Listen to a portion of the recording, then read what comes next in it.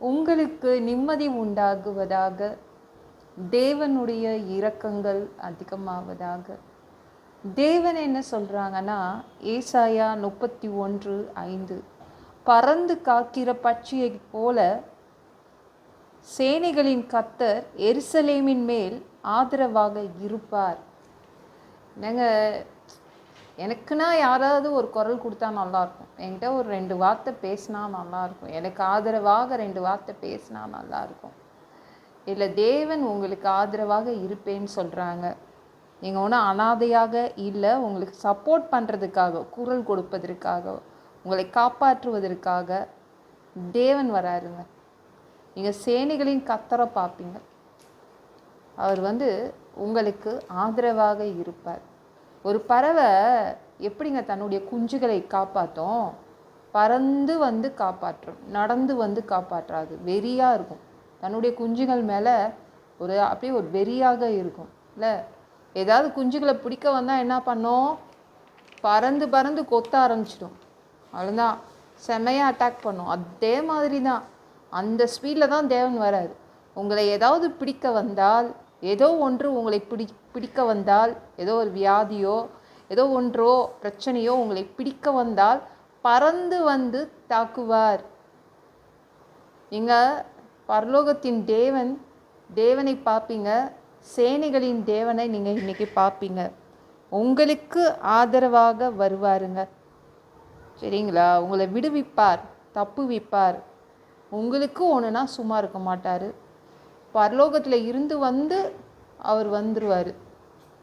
என் பிள்ளைய நான் பார்த்துப்பேன் அப்படின்னு அவர் வருவார். உங்களுக்கு ஆதரவாக இருப்பார். அவர் யாருன்னா சேனைகளின் கர்த்தர். பரலோகத்தில் படைகள் இருக்குல்ல, அதோடைய தளபதி தான். பரலோகத்தில் நிறைய சேனைகள் இருக்குது, எக்கச்சக்க படைகள் இருக்குது. அதை வழி நடத்தி செல்லும் தேவன் வராருங்க. இது போதும்ல, இந்த ஆதரவு போதும்லங்க உங்களுக்கு. இதுக்கு மேலே வேறு ஏதாவது வேணுமா? அவர் உங்களை பாதுகாப்பார். என்னங்க, இந்த வியாதி என்னை அழிக்கிறதுக்காகவே வந்துருக்குதுங்க. இந்த பிரச்சனை என்னை ஒன்றும் இல்லாமல் ஆக்கிட்டு போகலான்னு நினைக்குது. தேவன் விட மாட்டாருங்க. தேவன் அவர் பறந்து காக்கும் பட்சியை போல் அவர் உங்ககிட்ட வராரு. எதுவும் உங்களை அழிக்க முடியாது. அவர் தூக்கி போட்டுருவாருங்க. பயப்படாதீங்க. நீங்கள் 2 ராஜாக்கள் 6:17 எடுத்து படித்து பாருங்களேன். எலிசாவுடைய வேலைக்காரன் பயங்கரமாக பயப்படுறான்.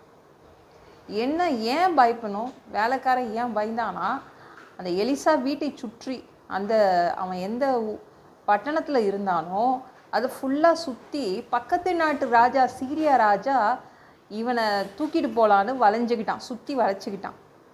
அந்த வேலைக்காரனுக்கு பயங்கர பயம். ஆனால் அந்த எலிசா தீர்க்கதரிசி பயமே இல்லாமல் நின்றுட்டுருக்காரு. ரொம்ப கவலையாயிடுச்சு. பக்கத்து வீட்டுக்காரங்களை வேணால் எதிரியாக வச்சுக்கலாம், ஆனால் இவர் பக்கத்து நாட்டு அந்த ராஜா, சீரியா ராஜாவையே இவர் எதிரியாக வச்சுருக்காரு. இவரை என்ன பண்ணுறது? இவர்கிட்ட போய் தெரியாமல் வேலைக்கு சேர்ந்துட்டேனேன்னு பயந்துட்டு நிற்கும்போது எலிசா தீர்க்கதரிசி ஜெபம் பண்ணுறான். என்னுடைய வீட்டு வேலைக்காரனுக்கு ஆவிக்குரிய கண்கள் திறக்கப்படணும்னு ஜெபம் பண்ணும்போது அவன் கண்கள் திறக்கப்பட்டுருது. பார்க்குறான், அப்படியே அக்கினிமயமான ரதங்கள், குதிரைகள் நிற்குது. அதாவது நெருப்பு கலரில், டீ கலரில், குதிரைகள் கலரில் வேறு மாதிரி இருக்குது. ஓ, சூப்பரான இடத்துல தான் நான் வேலை பார்க்குறேன். இவ்வளோ பாதுகாப்பாக இந்த ஒரே ஒருத்தருக்காக, இந்த ஒரே ஒரு தீர்க்கதரிசி, எலிசா தீர்க்கதரிசிக்கா இவ்வளோ குதிரைகள் நிற்குது. பார்த்துட்டான். ஆமாம், அவங்களோட இருக்கிறதை பார்க்கிலும் நம்மோடு இருக்கிறது தான் அதிகம் அப்படின்னு அவங்களுடைய ஓனர் சொல்லியிருந்தார். அப்புறம் தான் புரிஞ்சுக்கிட்டான். கண்ணு தெரிஞ்ச உடனே அது ஆவிக்குரிய உலகத்தை அவன் பார்த்துட்டோடனே புரிஞ்சுக்கிட்டான். இவ்வளவு பாதுகாப்பாக ஒவ்வொருத்தருக்கும் அப்படிதாங்க. உங்கள் ஒவ்வொருத்தரையும் சுற்றி அக்கினிமயமான ரதங்கள், குதிரைகள் நிற்குதுங்க. பயப்படாதீங்க. அதில் வேற தேவன் வேற பறந்து காக்கும் ஒரு பட்சி மாதிரி உங்களை பாதுகாக்கிறாரு. எதற்கும் பயப்படாதீங்க. எதுவும் உங்களை அழிச்சிட முடியாது, எதுவும் உங்களை பிடிச்சிட்டு போக முடியாதுங்க. எதற்காகவும் பயப்படாதீங்க. தேவனே ஆதரவாக உங்களுக்கு இருப்பார். நீங்கள் சூப்பராக இருப்பீங்க. அவர் உங்களுக்கு ஆதரவாக இருந்தால் அவ்வளோதானே, அதுவே உங்களுக்கு ஒரு சந்தோஷம் வந்துடும்ல. அவர் உங்களை பாதுகாப்பார். பாதுகாக்கும் தெய்வம். இந்த வீடியோ பிடிச்சிருந்துச்சுன்னா மற்றவங்களுக்கும் ஷேர் பண்ண மறக்காதீங்க. கர்த்தர் உங்களை ஆசீர்வதிப்பாராக. ஜெபம் பண்ணலாமா? அன்பு பிதாவே, உங்கள் பிள்ளைங்க உங்கள் பாதத்தில் வந்திருக்காங்கப்பா. சாமி இரக்கம் செய்யுங்க, இறங்குங்க. அப்பா, உங்கள் பிள்ளைங்களை நீங்கள் இன்னைக்கு பறந்து காக்கும் ஒரு பட்சி மாதிரி பாதுகாப்பீங்க. பா நன்றி. ஆதரவாக இருப்பீங்க. எல்லா பொல்லாத பிசாசுகள், ஏவல்கள், மந்திரங்கள், தற்கொலை ஆவிகள், பயத்தின் ஆவிகள், பலவீனப்படுத்துகின்ற ஆவிகள் எல்லாம் இயேசு என்ற பெயரினை கொண்டு துரத்துகிறேன். ஓடிப்போ. உங்கள் பிள்ளைங்களை ரத்த கோட்டைக்குள் மறைச்சிக்கோங்க. பரிசுத்த ஆவியால் நிரப்புங்க. ஞானஸ்நானம் எடுக்கணும். ரட்சிப்பீராக. இயேசுவின் காயப்பட்ட தழும்புகளால் எல்லா வியாதிகளும், எல்லா பலவீனங்களும், கேன்சர் போன்ற வியாதிகளும், மரண படுக்கைகளும் சரியாகுவதாக. பரம்பரை வியாதிகள் சரியாகுவதாக. ஒரு மனிதனாக பிறந்தா ஜீவ புஸ்தகத்தில் பேர் இருக்கணும். அப்படி இல்லைன்னா அந்த மனுஷனை பிடிச்சி நீங்கள் நரகத்தில் தள்ளிடுவீங்க. தீயறிகிற இடத்துல எப்படி போய் வாழ்கிறதுப்பா? பரலோகத்துக்கு வர்றதுக்கு தான் ஆசைப்படுறோம். அடித்து உதச்சி திருத்தி எங்களை பரலோகத்துக்கே அனுப்பிடுங்க. கழுவப்படாத பாவங்கள் எங்ககிட்ட இருந்துச்சுன்னா உங்கள் திரு ரத்தத்தை கொண்டு கழுவி எங்களை பரலோகத்துக்கே அனுப்பிடுங்க. எந்த ஒரு இமை பொழுது நீங்கள் வருவீங்கன்னு இயேசுவை வணங்கி வணங்கி காத்துட்ருக்கோம். பரிசுத்தமாக வாழ்ந்து வாழ்ந்து காத்துட்ருக்கோம். அந்த ஒரு இமை பொழுதில் உங்களுக்கு ஒப்பான உடம்பு எங்களுக்கு கொடுக்கப்படும். அதை பெற்றுக்கொண்டு மத்தியவானத்தில் உங்களை சந்திக்க வருவோம். அந்த தருணத்தை நாங்கள் இழந்துடக்கூடாதுப்பா.